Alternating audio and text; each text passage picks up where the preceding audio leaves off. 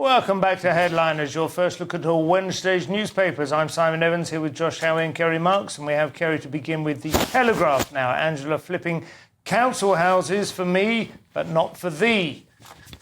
Are you getting one? No. I thought you were going to call it Angela flipping Rayner. I was like, Angela flipping Rayner has done it again. That's as far as you're allowed to go on this programme, is it? She has flipped her own, I believe, at some point. And she did flip her own. She's so these are talks to abolish the. You can read into it as you will. To abolish the right to buy, which of course has been around since 1980s when Margaret Thatcher brought it in to promote home ownership. There is a question of whether it was one of those good ideas like Blair's idea of getting half the country into education, and whether that kind of blew back on itself and meant that, in fact, those people end up without jobs. And what's happened with the right to buy, of course, it's kind of backfired in the fact that basically you can sell a house much faster than you can build one. So we can't really keep up with it. But there is this question of...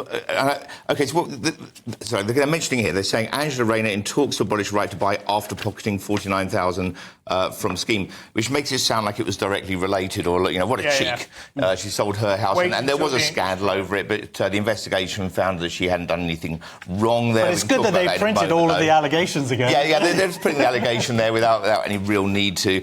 But the question is, really, I think what we're all looking at here is whether this is the Labour Party just wanting to tear down Tory policies, or whether it is a policy that's not realistic anymore with the need for housing. So there was, I vaguely remember it at the time, and there was a degree of concern that they were doing it to sort of gerrymander a little bit as well, weren't they? There were some neighbourhoods that they thought would turn blue if people were allowed to become property own a house. There's probably some truth to that. Wandsworth was a big one, I remember, and Westminster as well. There was the original idea that Conservatives were people who had something to conserve. Yeah, exactly. So property-owning people, absolutely. And people have made a lot of money. Families have made a lot of money. We bought ours from an exit, it was 30 grand, and there was up to 300 And grand. it was morally dubious, I think, because a lot of people would privately rent for 5 or 6 years, would pay all that rent, and would be no better off than they were when they started. And other people, and then and also I know people for a fact who bought rent books who were not really entitled to have council houses, have bought the rent book. They would change hands maybe 2 or 3 times, and then suddenly the music changed. Well, this is it. The thing is, the system has been abused, not by everybody, but the system has been abused here. People have made a lot of money, unfairly, arguably. But for other people, it's also worked. But the problem is now, and this is, there's a few things here. Number one is that there just isn't the housing stock there, the council housing stock. That needs to be built up again. And we're talking, and in this, it's there's a report that's come out that's talking about the new housing stock that they're planning on building and whether people will be able to buy that stock. That's the idea. But also, the idea that she's considering that report is...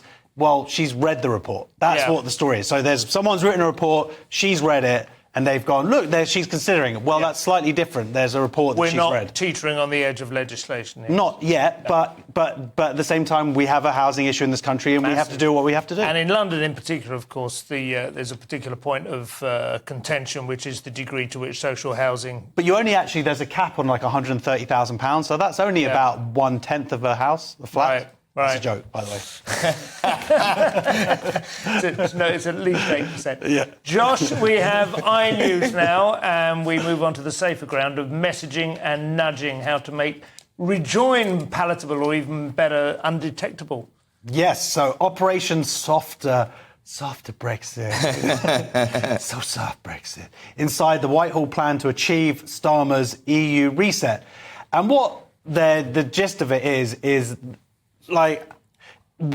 people just want to be able to get through passport control quicker. I think and they want to frame it like that. Yeah. I think the people who say Brexit means Brexit, does that mean we don't have any trade with the EU? Does that mean that no one should ever visit from the EU and us? No. So we'd want to have trade with the EU, which will improve all of our... But we do have trade with the EU. Well, no, but better trade, arguably, and and easier travel. Now, of course, giving up sovereignty, that's a separate issue here. And if he can achieve those things and have better trade with the EU and increase our ability to get across borders easily and not give away our sovereignty, then that's a good thing, right? But they're talking about it, what you've essentially just done, which is to present people with more tangible benefits or a return to tangible benefits rather than say that we're going back to the theoretical issues which were so contentious. And it's whether he can actually deliver that stuff without giving us back to the EU. Is the idea. Sure. I think the story is about whether this is soft pedalling or not. I agree with you, but the thing is that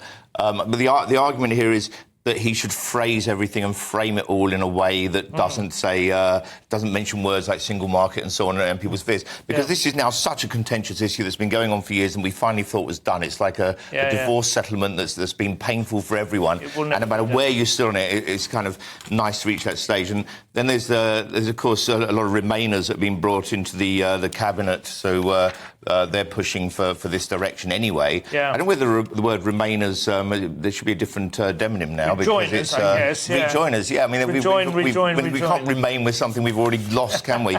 But the question, I guess, is this pragmatic or is it token gestures to stop the factionalisation of the left?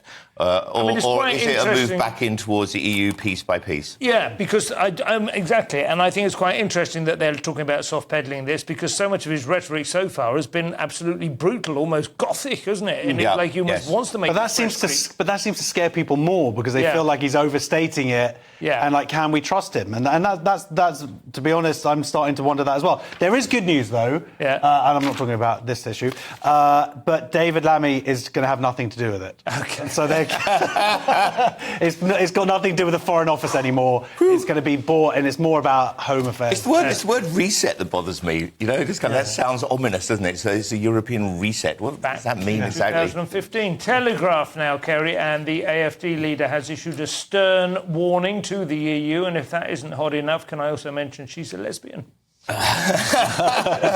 You did mention it. I can. Alice Weidel. Yeah. Is that her name? Yes. Quite a stern-looking, blonde, slender lesbian. Yes. In uniform. Her far-right party in Germany, the most far-right party since the rise of the Nazis, because, of course, it's Germany, so anything right must be compared with Nazi Germany now, because everyone has that as a fear.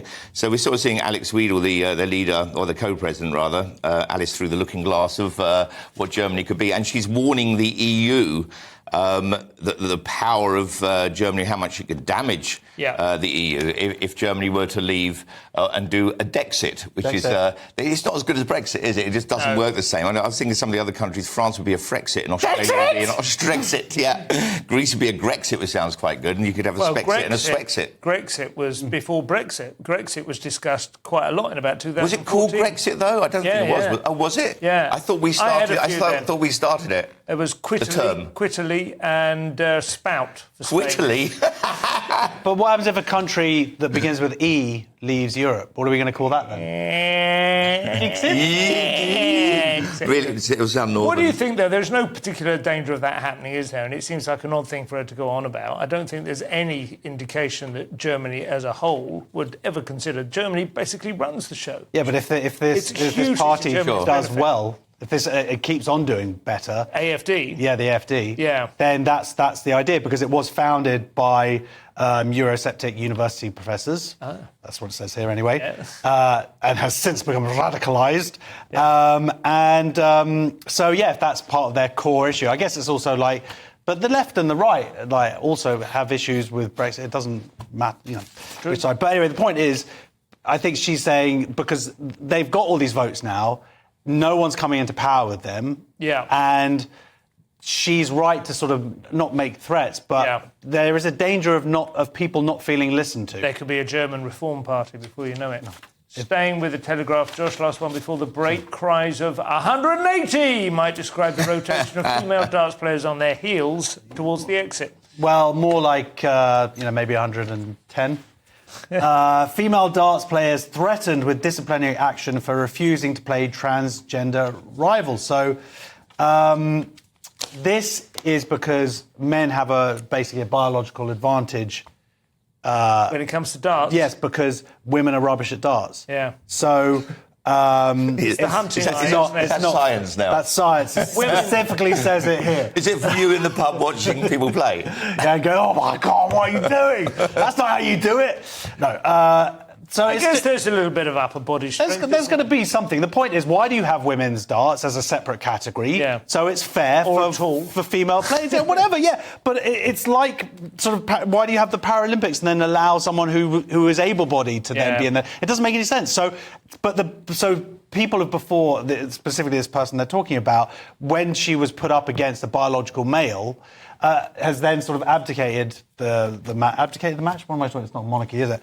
And basically thrown in the tournament. But now they're saying that the official body is, if you do that, you basically be banned, possibly even for good. So you're punished twice, essentially. Yeah, it's cheating. You brought the game into disrepute. Yeah, well, they brought themselves into disrepute. The board. I'd say quickly, I think the actual difference with darts is supposed to be quite negligible between men and women compared to other things, reasonably. Well, more than any. And it's not like the swimming. When the Swimming Association and World Aquatics did their studies, and they did months of studies, and they found there's a massive difference there between male and female. Women, you need to have a stiff wrist. You have to have control of the wrist. And women, just if you zoom in on it, women have a limper wrist, and it goes and it's like that. Sort of thing. That could be an advantage if you put the board lower. Back from holiday, and he's going to get cancelled. A man's wrist is just straight in there.